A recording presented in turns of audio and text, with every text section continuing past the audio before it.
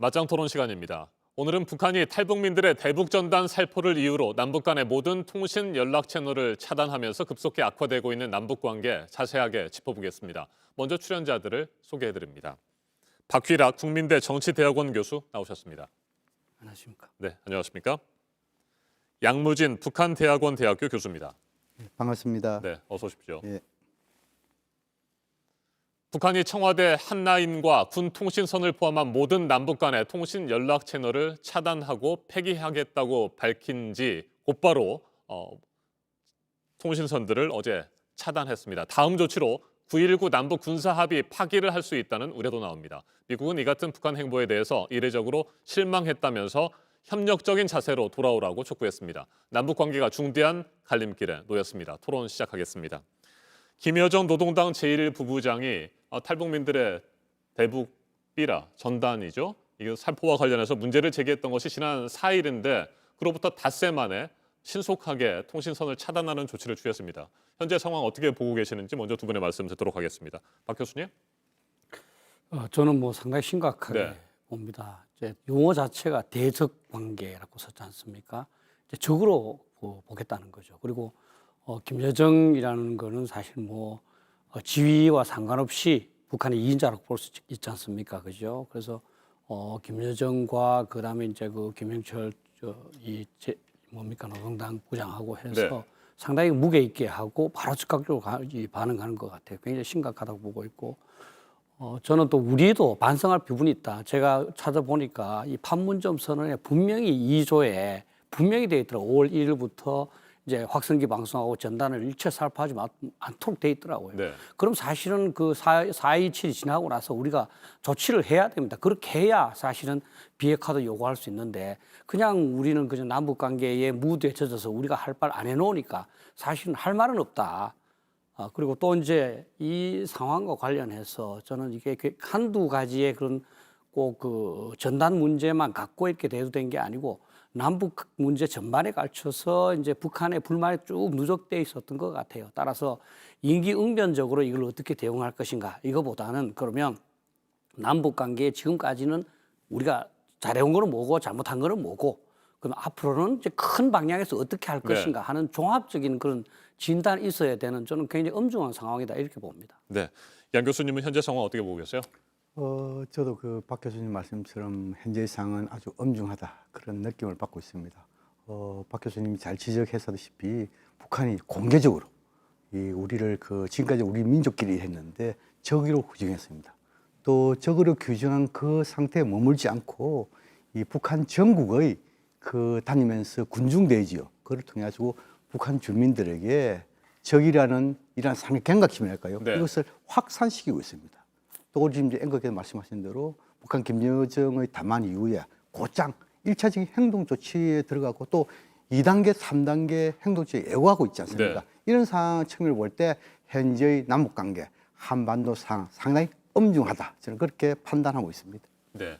2018년 4.27 판문점 선언 이전으로 현재 남북 관계가 돌아갔다. 이런 평가들이 나오는데 그 부분에 대해서 동의하십니까? 예, 내용적으로는 네. 그럴 수 있습니다. 그런데 본질은 더 이전으로 돌아갔다고 봐야 됩니다. 한번 보시면 어떻게 보면 6.25 전쟁 직후로도 돌아갔을 수가 있다. 네.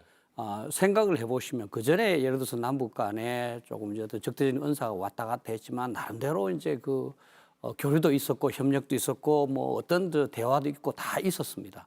근데 사실은 현 정부 들어서 지금까지 다른 어떤 정부보다 북한한테 우호적으로 잘 했습니다. 근데 결과는 다른 어떤 정부에 비해서 남북 간에 지금 교착되어 있습니다. 그러면 이게 우리가 굉장한 도박을 한 거거든요. 네. 수정주의라고 제가 이제 이름을 붙였는데 지금까지는 북한에 대해서는 강력한 대비를 하면서 이 북한이 양보하는 데 따라서 우리도 양보하고 이런 비례 대응으로 했지 않습니까? 그죠? 현 정부 들어서는 북한한테 적극적인 선의를 보이면서 가능한 한 북한 하는 걸 다 들어주면서 우리는 진짜 착하게 나갔습니다. 근데 그게 안 됐습니다. 그러면서 북한은 이제 뭐냐 하면 지금까지는 예를 들어서 이 우호적인 정부가 들어오면 잘 될 수 있다 하는 그런 기대도 있었는데 그것마저도 무산됐다는 겁니다. 다시 적대적인 관계로 돌아갔다는 것은 어떤 한번 실험을 해보면 잘 될 수 있다는 그런 여지가 없어진 상태에서 적대 관계로 돌아갔기 때문에 저는 단순히 3년 전, 4년 전으로 돌아간 것이 아니라 6.25 전쟁 직후와 같은 그 적대 관계로 돌아가는 굉장히 좀 엄중한 상황이다 이렇게 봅니다. 저는. 그렇다면 언제든지 도발을 할 수도 있다 이렇게 보시는 겁니까? 예, 그렇습니다. 그래서 저도 사실 뭐 최근에도 잠이 안 오고 그러는데요. 이제 우리 국가의 근본적인 목적은 이제 국가와 국민의 안전을 보장하는 겁니다. 네. 항상 최악의 상황을 대비해야 되고요. 그럼 제가 그런 얘기합니다. 핵은 없어지지 않았는데 핵에 대한 걱정은 없어졌다. 우리 걱정 하나도 안 하지 않습니까? 그런데 북한은 핵무기를 없애지도 않았고 계속 생산하고 있고 그 핵무기를 사용하지 않겠다는 보장도 없습니다. 그렇지 않습니까?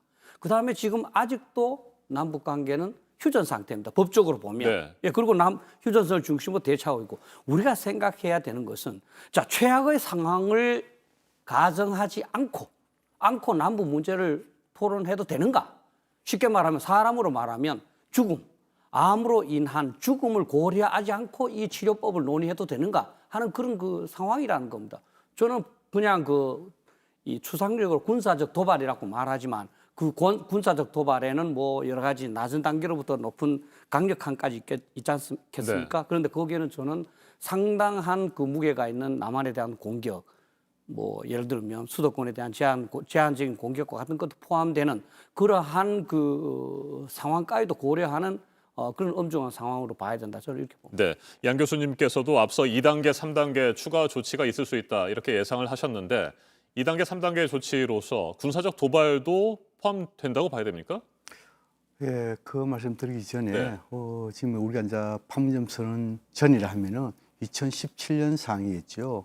2017년 상황 같으면은 지금 이제 남북 간에 대화가 단절되고 또 이 북한의 도발, 우리를 비롯한 국제사회의 압박과 제재, 다시 말해서 도발과 제재의 악순환이었죠. 2017년 하반기 특히 심했어요. 그렇죠. 그 악순환 속에 결국 어찌 됐습니까? 북한의 핵 능력 등도 고도화되고 네. 한반도의 긴장 등도 고조됐죠. 그런 점을 볼 때 지금 이제 북한이 이 전단 살포에 대한 대응으로서 1단계를 일단 연락 채널을 다 단절시켰잖아요. 그리고 지금 2단계, 3단계 또 예고하고 있잖아요. 그런 측면을 봤을 때 충분히 지금의 상황이 악화 이렇게 계속된다면은 판문점 이전 상황으로 돌아가기에 충분하다.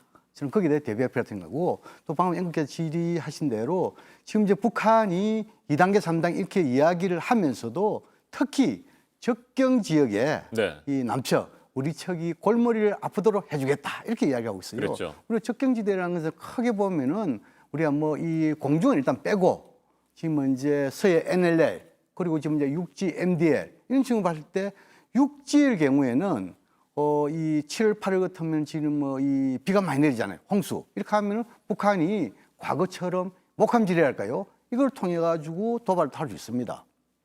또 그리고 지금 이제 6월 가면 서해에서는 NLL 이렇게 해가지고 충분히 도발할 수 있거든요. 네. 결국 뭡니까? 이런 도발이 되면은 이 판문점 선언 여기 대해서 이 백지화 되는 이건 똑같잖아요. 또 더 나아가지고 아직까지 우리가 지금 이제 좀 중요하게 여겨야 될 부분은 핵과 관련된 부분까지 도발을 갈 것인가?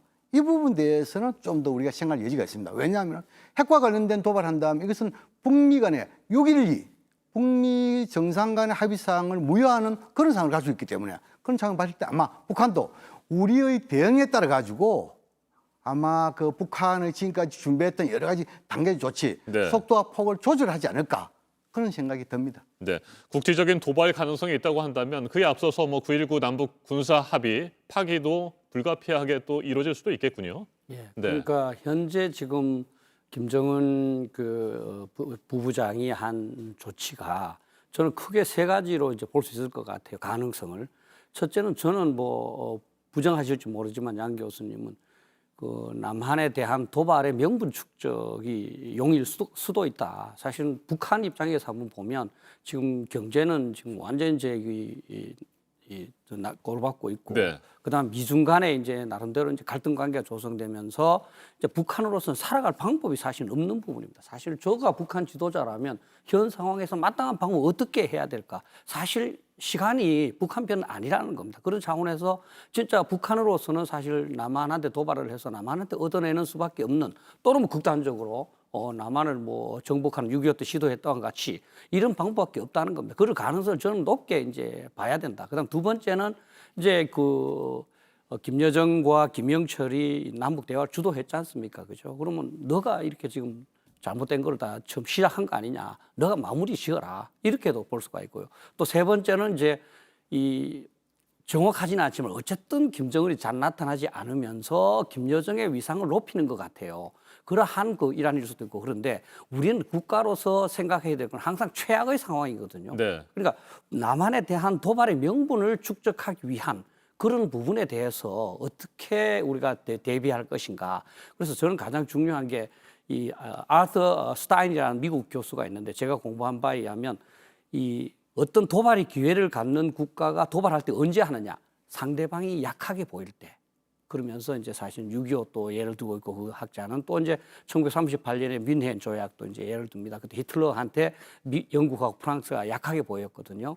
그러니까 우리가 좀 더 강하고 단호하게 보여서 북한으로 하여금 도발 엄두를 못 내도록 하는 이런 측면까지 고려해야 되지. 그냥 그 계속 이 북한의 요구를 들어주고 북한한테 잘해주면은 이제 나름대로 남북 대화가 될 수 있다는 미련에서 지나치게 이 갇혀 있는 거는 저는 그 바람직하지 않다 이렇게 생각합니다. 네, 앞서 제가 뉴스 체크에서도 전해드렸습니다만 유엔 북한 인권 특별 보고관이 북한의 식량난이 더욱 악화되고 있다 이런 분석 보고서를 발표했습니다. 지난 1월에 북한이 코로나19 확산 방지를 위해서 중국과의 국경을 폐쇄했잖아요. 그 이후에 더 상태가 심각해졌다고 하는데 뭐 이런 문제도 있고 또 코로나19와 관련된 뭐 여러 가지 어려움들도 있을 텐데 그런 어려움들을 좀 극복하기 위해서 또 주민들을 결집시키기 위해서 우리 정부를 향한 강한 태도를 보이고 있는 것 아니냐 이런 분석도 나오고 있는데 그 부분 어떻게 생각하세요?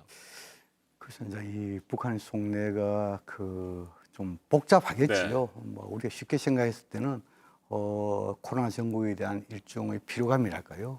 또 그리고 이 대북 제재에 대한 경제적 어려움. 또 더 나아가지고 김정은 위원장이 뭔가 원래 당창한 75주년을 맞이해가지고 주민들이 굉장히 성과를 보여주게 되잖아요. 그러나 제재 그리고 코로나 상황에서 그 성과는 어렵잖아요. 그럼에도 불구하고 주민들의 체제 결속이 이끌어야 되고 네. 그래서 명분확보 차원에서 남측이 이 판문선언 이행하지 않다. 거기에 대한 직접적인 것이 결국은 전단살포 중지 이것은 판문선 선언에 명시된 거 아닙니까? 이것을 걸고 넘어졌다 이렇게 볼 수는 있습니다. 네. 그렇지만도 우리가 지금 뭐 이제 큰 틀에서 결국은 이 전단살포 이것은 우리가 막지 못했잖아요. 그러면 우리가 판문선언에 대해서 위반입니다. 그 위반에 대해서 북한은 지적을 할 수 있고 지적에 대해서 아주 초보적인 단계로서 연락 채널 이것을 끄는 거 아니겠어요? 그런 식으로 봤을 때 저는 오히려 북한 내부의 여러 가지 요인보다도 우리에게서 요인을 좀 찾아야만이 거기서 해법이 나올 수 있다고 보셨거든요. 다시 말해서 전단살포가 직접적인 요인이 되기 때문에 여기에 대한 방지 이것은 판문점 선언 합의 이행 차원에서 네. 우리가 뭔가 방지 대책을 가지고 그 대책 속에서 큰 틀에서 판문점을 이행하는 마스터 플랜이고 이걸 가지고 북한하고 자리에 앉으면 뭔가 해법이 나올 것이다. 그런데 여기에 방금 이야기한 드린 대로 코로나 정국이 어떻고 제재가 어떻고 지금 이제 유엔 인권 보관에서 가지고 만성적인 북한의 식량난이 또 이렇게 가면은 그것은 차후의 문제입니다. 그래서 지금은 쉬운 문제부터 우리가 준비를 해가지고 풀어가는 것이 한 해법의 순서가 아니겠느냐 저는 그런 생각이 듭니다. 네, 그렇다고 한다면 일단 대북 전단 문제를 우리 정부가 해결해야 된다 이런 말씀이신 것 같은데 실제로 최근 정치권에서 대북 전단 살포 금지법이 논의가 되고 있잖아요. 이 부분에 대해서 두 분은 어떻게 생각하시는지요, 교수님? 이 부분이 네. 사실 그 곤혹스럽습니다. 지난 판문점 선언을 잊고 나서 네. 우리 스스로가 나름대로 법안을 준비하고 할 때는 문제가 하나도 없습니다. 우리의 자율에 의해서 네. 하는 거니까. 근데 지금은 북한이 남한한테 여기서 압력을 넣어서 하는 거거든요. 그러면 이걸로 끝난다면 괜찮은데 그러면 다음에 또 이제 예를 들어서 뭐 어떤 미국하고 연합훈련 하지 마 해서 또 안 할 것이냐. 이게 이 내정 간섭이 굴욕적인 거거든요. 그래서 이제 일부 야당에서는 김여정 하명법 이렇게 말하지 않습니까? 그럼 이제 저는 그 어떤 그 법을 만드는 것이 중요한 것이 아니고 합의를 해야 된다. 네. 뭐냐 하면 야당하고도 이런 상황에서 우리가 지금 비핵화를 해 나가려고 그러면 이런 것이 좀 필요하다. 설득을 해서 좀 협조를 해줘라. 그다음에 탈북자들한테 불러놔서 탈북자들한테도 이런 상황에서 지금 우리가 큰 틀에 봤을 때 여러분들 심정을 이해하지만 우리 이런 걸 좀 해야 되겠다. 저는 협조를 구해서 나가야 된다. 무조건 법을 통해서 일방적으로 할 사항은 아니다. 또 아까 판문점을 말씀하셨는데 판문점 선언에서 이제 분명히 이 전단 문제는 우리가 잘못한 게 분명히 5월 1일부터 딱 명시돼 있는 부분이니까. 그런데 판문점 선언의 가장 큰 쟁점이라 그럴까 이제 그 핵심 포인트는 비핵화입니다. 완전한 비핵화에 서로 노력하기로 한 거거든요. 그럼 판문점 선언에 비핵화가 됐느냐? 하나도 안 됐지 않습니까? 그런 부분에서 우리도 그 문제는 짚고 넘어가야 된다. 물론 우리가 전단 문제는 명시되어 있는 것을 제대로 좋지 못한 건 있다. 그거는 우리는 하겠다. 그러나 판문점 선언의 가장 중요한 것은 비핵화 아니냐? 근데 이 미국 그 과학자 협회의 발표에 의하면 지난 2019년에 10개를 더 만들었어요. 네. 2019년 5월에는 25개라고 최소한 얘기했다가 올해 4월에는 35개라고 얘기하고 있습니다. 그럼 10개를 만들어 계속 핵무기 만들고 미사일 실험하고 그러면서 우리한테 이것만 일방적으로 강요하지 않느냐. 그러니까 저는 투 트랙이라는 거죠. 북한에 대해서도 설득을 해야 된다. 우리가 이제 비핵화만 한다면 당연히 법으로 만들 수가 있다. 그런데 비핵화를 좀 해라. 이걸 얘기하고 우리 남한에 대해서는 야당과 탈북 단체에 대해서 좀 설득을 해서 나가야지 그냥 법으로 일방적으로 밀어붙이는 거 이건 저는 맞지 않다고. 네. 자, 그 판문점 선언을 관련해 가지고 판문점 선언에는 우리가 할 수 있는 것이 있고 또 남북이 힘을 합쳐 할 수 있는 것이 있고 또 남북미가 힘을 합칠 수 있는 것이고 또 단기적으로 할 수 있는 것이 있고 장기적으로 할 수 있는 것이 있다. 예를 들어 가지고 전단 살포 방지 같은 경우에는 우리가 할 수 있는 부분입니다. 이것을 지나치게 너무 핵과 연관이 물론 선 비핵화 후 전단 살포 중지 이러면 좋겠지요. 그러나 우리가 뭡니까? 이 비핵화를 이끌기 위해서는 분위기 조성, 우리가 뭔가 이행한다는 모습을 보여줌을 해가지고 북한의 비핵화를 촉진시키는 것도 필요하다. 이것도 하나의 전력 전술 중요하다는 대목이 들고, 그다음 지금 이제 중요한 대목이 뭐냐면 방금 이제 우리 박 교수님께서 지금 이제 우리가 전단 살포 방지에 관련해 가지고 지금 이렇게 좀 분주하게 움직이는 것이 일종의 김여정의 한명법이 아니냐. 이제 이렇게 뭐 이러한 하나의 뉘앙스가 깔린 것이 아니냐 생각이 드는데요. 저는 그렇게 생각하지 않습니다. 우리의 필요성에 의해서 하는 것입니다. 이미 예를 들어 가지고 2016년도에 대법원 판례가 있지 않습니까? 접경 지역에 주민들의 그 명확하고 현존하는 위협, 생명과 재산의 위협이 있으면은 그것을 막아야 된다는 것이 대법원 판례입니다. 또 지금 이제 심지어 뭡니까? 지금은 이제 강화, 김포, 심지어 김포에 있는 주민들, 접경 지역이죠. 주민들은 이런 그 전단 살포와 관련해 가지고 자경단을 만든다까지 하고 있습니다. 스스로 격리하겠다는 거 아닙니까? 또 그러지 뭡니까? 지금 이제 탈북자 단체들이 죄송합니다만 또 페트병에 의해 가지고 지금 이제 서해 바다를 해 가지고 북한을 보낸다는 거 아닙니까? 이것은 뭐냐? 지금 이제 그 강화 여기 있는 주민들이 불도저를 해 가지고 거기에 있는 탈북자들이 못 보내도 막고 있는 상황입니다. 이것은 뭡니까? 스스로 지키겠다는 겁니다. 이런 것을 갖다가 김여정의 한면법에 의해 가지고 우리가 지금 이제 분쟁 움직인다? 그것이 아니고 오히려 우리 국민들의 생명과 재산을 보호하기 위한 우리 필요성에 의해서 한다. 이런 인식의 전환부터 돼야 되겠죠. 그런데 그 타이밍이 예를 들어서 뭐 지금 벌써 이제 2년이 지났지 않습니까? 그죠? 판문점 선언 있고 옛날부터 했었던 문제가 하나도 없죠.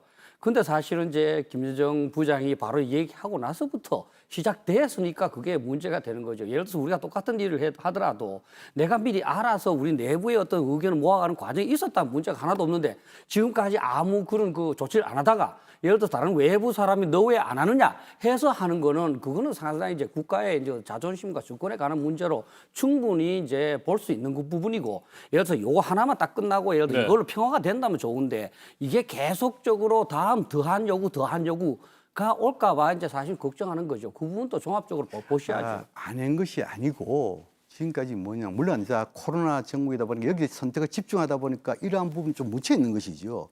왜냐하면 지금까지 탈북자들의 전단 살포와 관련해 가지고 경찰관 직무집행법에 해왔습니다.